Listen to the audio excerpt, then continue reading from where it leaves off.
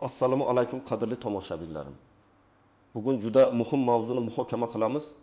Bu har bir nafaqaxo'rga ta'sir qiladi. Agar siz nafaqaxo'r bo'lsangiz yoki oilangizda nafaqaxo'rlar bo'lsa, bu videoni oxirigacha ko'rishingiz shart. Juda jiddiy o'zgarishlar bor va bu o'zgarishlar minglab odamlarning kundalik hayotiga, moddiy ahvoliga bevosita ta'sir qilmoqda. Men sizni shu videoni hozirroq ko'rishga va undagi ma'lumotlarni diqqat bilan tinglashga chaqiraman. Chunki bu sizning moliyaviy barqarorligingizni saqlab qolishga yordam beradi. Videoni ko'rishni boshlashdan oldin kanalimga obuna bo'lishni va ushbu videoga like bosishni unutmang. Bu juda muhim, chunki bu videoning ko'proq odamlarga yetib borishiga va ularning ham ogoh bo'lishiga yordam beradi. Xo'sh, muammoning asosiy mohiyati nimada? Keling, avval qanday bo'lganini eslaylik. Ilgari ko'pchilik nafaqaxo'rlar agar ular nafaqa chiqqandan keyin ham ishlashni davom ettirsalar, buni hech qanday muammosiz qilishlari mumkin edi. Ular o'z nafaqalarini to'liq hajmda olishar, ish haqi esa bunga qo'shimcha daromad bo'lib xizmat qilardi. Bu tizim ko'plab keksa avlod vakillariga nafaqat o'zlarining tajribalari va bilimlari bilan jamiyatga foyda keltirishga, balki oilaviy byudjetlariga sezilarli qo'shimcha daromad qo'shishga ham imkon bergan.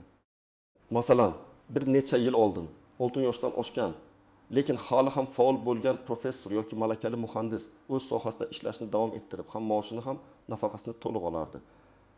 Bu albatta ularning turmush darajasini sezilarli darajada oshirardi. Ko'pchilik uchun bu shunchaki qo'shimcha emas, balki hayotiy zarurat edi. Chunki nafaqa miqdori har doim ham barcha ehtiyojlarni qoplashga yetmasdi. Bu holatda nafaqaxo'rning ish haqi miqdoridan qat'iy nazar nafaqa to'liq miqdorda to'lanar edi va pensiya jamg'armasiga hech qanday ma'lumot berish yoki hisobot topshirish majburiyati yo'q edi. Faqatgina ish staji hisobga olinib, ba'zida nafaqa qayta hisoblanishi mumkin edi, lekin bu alohida holat edi. Ammo hozirgi kunda vaziyat tubdan o'zgardi. Bugun biz aynan shu haqida gaplashamiz. So'nggi paytlarda qabul qilingan qonun hujjatlariga muvofiq nafaqaxo'rlarning ish faoliyati va ularning daromadlari bevosita nafaqaning miqdoriga ta'sir qilishi mumkin. Ya'ni endi siz nafaqaxo'r bo'la turib ishlashni davom ettirsangiz, sizning oylik daromadingiz ma'lum bir miqdordan oshsa, bu sizning nafaqangizga ta'sir qiladi. Ba'zi hollarda nafaqangizning bir qismi to'lanmay qolishi, ba'zida esa umuman to'xtatilishi ham mumkin. Bu yangilik juda ko'p savollar va noroziliklarga sabab bo'lmoqda. Chunki ko'pchilik nafaqaxo'rlar bu o'zgarishlardan bexabar. Ular oldingi tartib bo'yicha ishlashni davom ettirib, keyinchalik kutilmagan muammolarga duch kelishmoqda. Pensiya jamg'armasi va boshqa davlat organlari endilikda nafaqaxo'rlarning daromadlarini juda diqqat bilan kuzatib borishmoqda va barcha ma'lumotlar elektron bazalar orqali o'zaro almashinmoqda. Bu degani, sizning daromadingiz qonuniy yo'l bilan olinadigan har qanday ishdan bo'lsa, u davlatga ma'lum bo'ladi va pensiya hisob-kitoblarida inobatga olinadi. Keling endi bu o'zgarishlarni batafsil ko'rib chiqaylik. Kimlar bunga e'tibor berish kerak? Kimlar esa xavotir olmasa ham bo'ladi? Nima o'zgardi va kimlar tashvishlanishi kerak? Yangi tartibga ko'ra, agar nafaqaxo'r rasmiy ravishda ishga joylashsa va uning ish haqi ma'lum bir belgilangan miqdordan oshib ketsa, uning nafaqasi to'liq hajmda to'lanmasligi mumkin. Bu ma'lum bir miqdor, har doim ham aniq belgilangan bir raqam emas, balki ko'pincha eng kam ish haqi yoki bazaviy hisoblash miqdori BHM ning bir necha barobar miqdorda belgilanadi. Aynan shu raqamlarni aniqlash uchun siz pensiya jamg'armasiga murojaat qilishingiz kerak bo'ladi. Chunki ular vaqti bilan o'zgarishi mumkin. Eng asosiysi shundaki, endi pensiya jamg'armasi nafaqaxo'rning ish joyidan oladigan daromadi haqidagi ma'lumotlarni soliq organlari va boshqa ma'lumot bazalari orqali avtomatik ravishda oladi. Keling, konkret misollar bilan tushuntiraman. Birinchi misol, Ahmad aka 65 yoshli nafaqaxo'r. U ko'p yillar davomida zavodda ishlagan va yaxshi nafaqa oladi. Naqafaga chiqqandan keyin u zerikmaslik uchun mahalladagi xususiy bog'chada yarim stavka qorovul bo'lib ishga kirdi. Uning oylik ish haqi 2000 ming so'm tashkil etadi. Eski qonunlarga ko'ra Ahmad aka ham 2000 ming so'm ish haqi, ham masalan bilmagan 800 ming so'm nafaqa olgan. Umumiy daromadi 300-400 ming so'm edi. Yangi qoidalar joriy etilgandan so'ng pensiya jamg'armasi Ahmad akaning ish haqi ma'lumotlarini ko'rdi.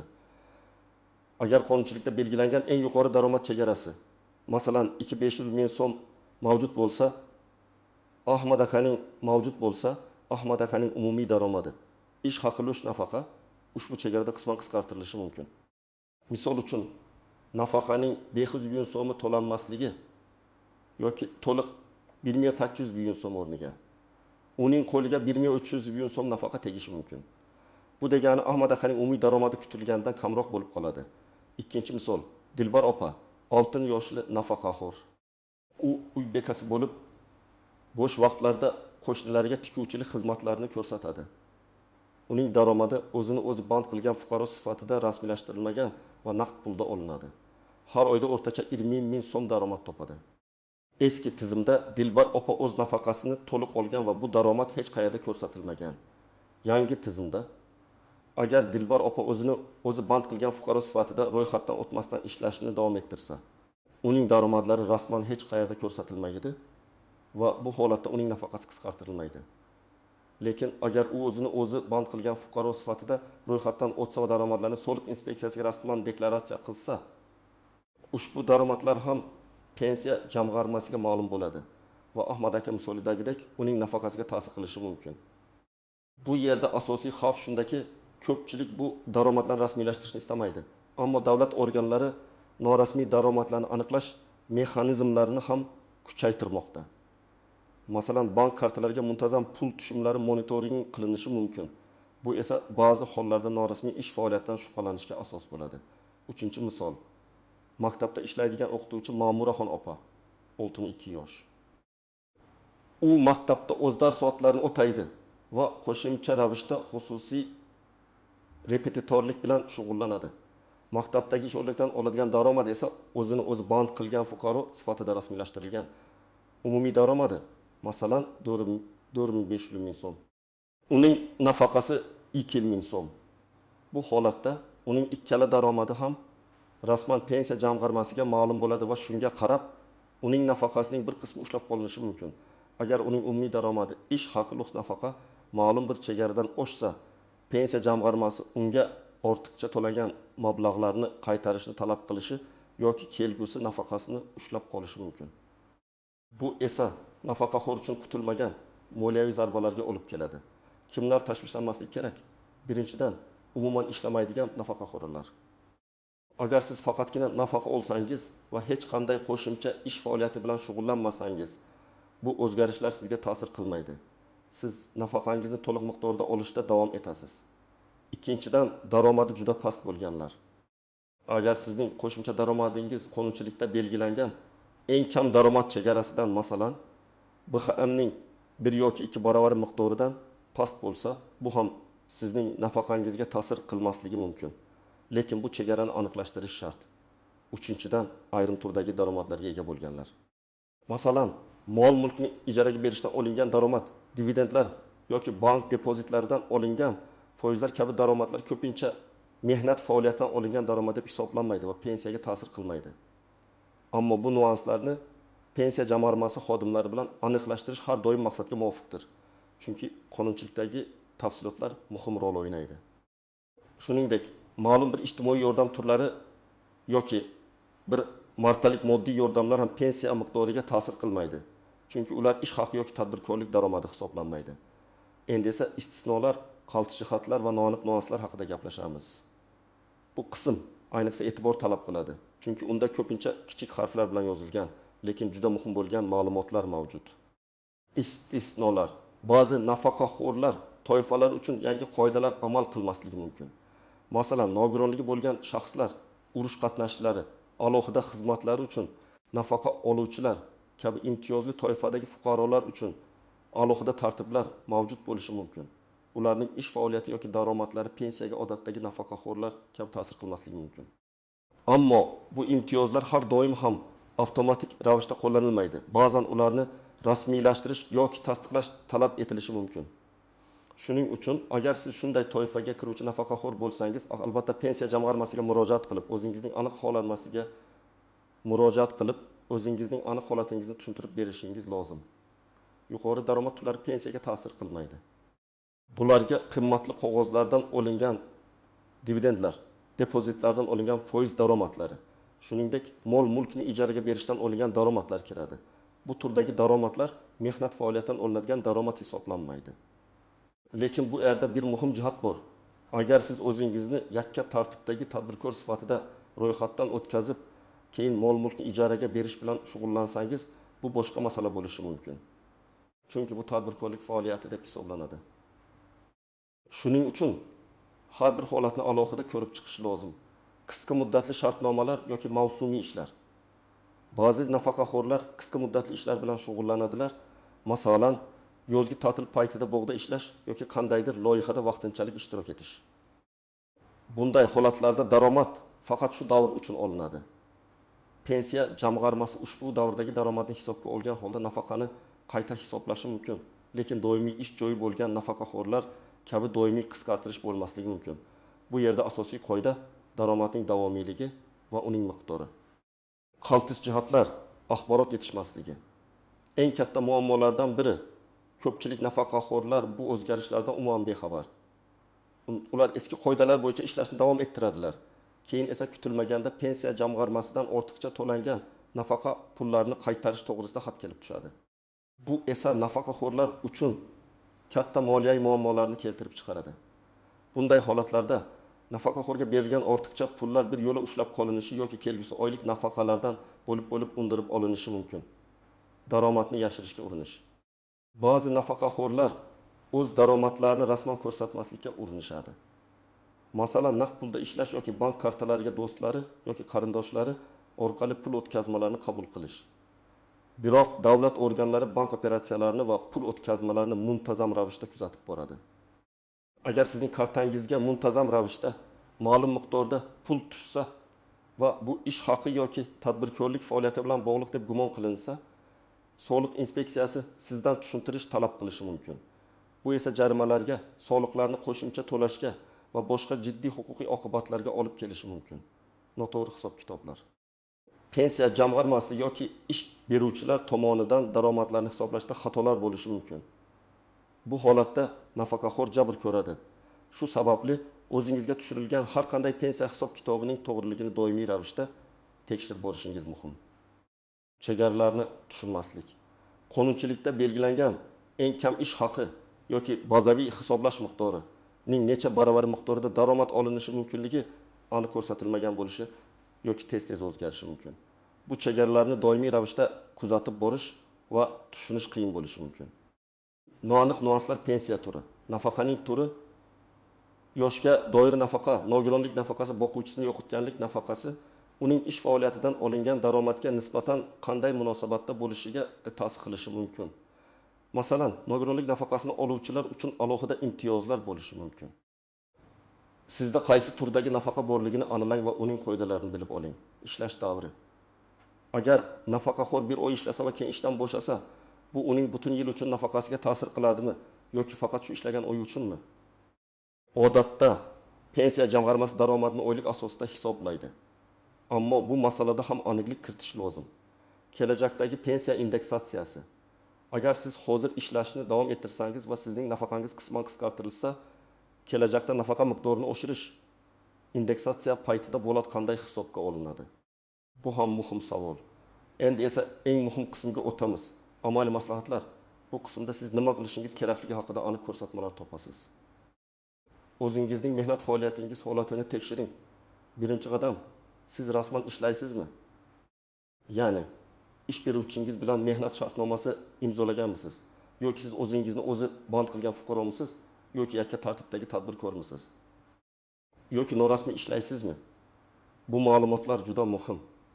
Agar siz rasman ishlasangiz, sizning ma'lumotlaringiz pensiya jamg'armasiga avtomatik ravishda boradi. Agar o'zingizni o'zi band qilgan yoki tadbirkor bo'lsangiz, soliq organlariga hisobot topshirishingiz va daromadingizni deklaratsiya qilishingiz shart. 2. Barcha qo'shimcha daromadingizni bilib oling. Sizning rasmiy ish haqingiz qancha? Agar siz bir nechta joyda ishlasangiz, ularning umumiy miqdori qancha? O'zini o'zi band qilish yoki tadbirkorlikdan olingan daromadlar qancha? Bu ma'lumotlarni aniq bilishingiz kerak. Chunki pensiya jamg'armasi bularning barchasini hisobga oladi.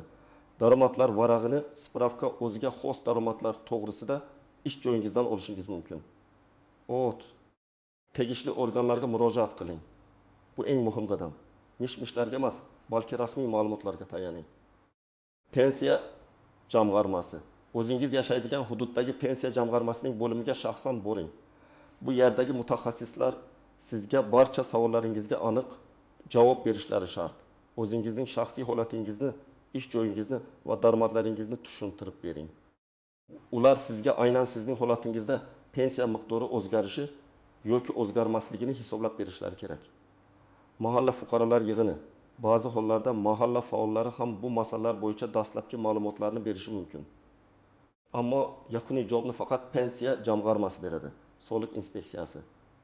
Agar siz o'zingizni o'zi band qilgan yoki tadbirkor bo'lsangiz, soliq inspeksiyasiga murojaat qilib, daromadingizni qanday rasmiylashtirish va soliq to'lash tartibini aniqlashtirishingiz lozim. Bu pensiya jamg'armasiga to'g'ri ma'lumotlar bo'lishini ta'minlaydi. 4. Aniqlik kiritishni va yozma tasdiqni talab qiling. Mutaxassis bilan suhbatlashganingizda undan barcha ma'lumotlarni aniqlashtirishni so'rang. Agar iloji bo'lsa, sizning holatingiz bo'yicha yozma tushuntirish yoki hisob-kitobni talab qiling. Kamida suhbatlashgan xodimning ism-familiyasi va sana yozilgan qog'ozni saqlab qo'ying.